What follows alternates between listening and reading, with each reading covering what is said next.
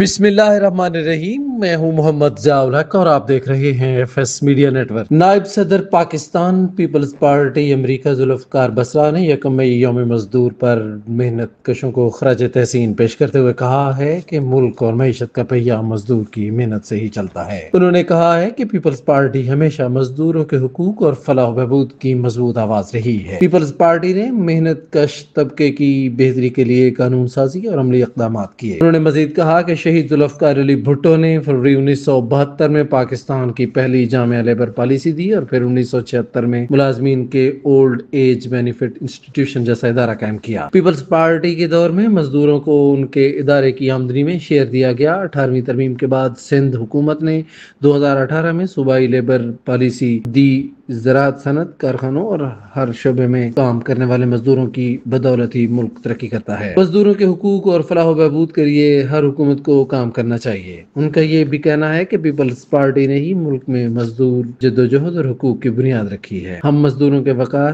حقوق اور فلاح و بہبود کے عزم پر قائم ہیں۔ تباہکاریوں کو درست کرنے کے لیے ہمیں مزدور دوست پالیسیز اور اقدامات لانے کی شدید ضرورت ہے۔ سبسکرائب کیجیے F S media network اور دیکھتے رہیے تازہ ترین تبصرے اور خبریں۔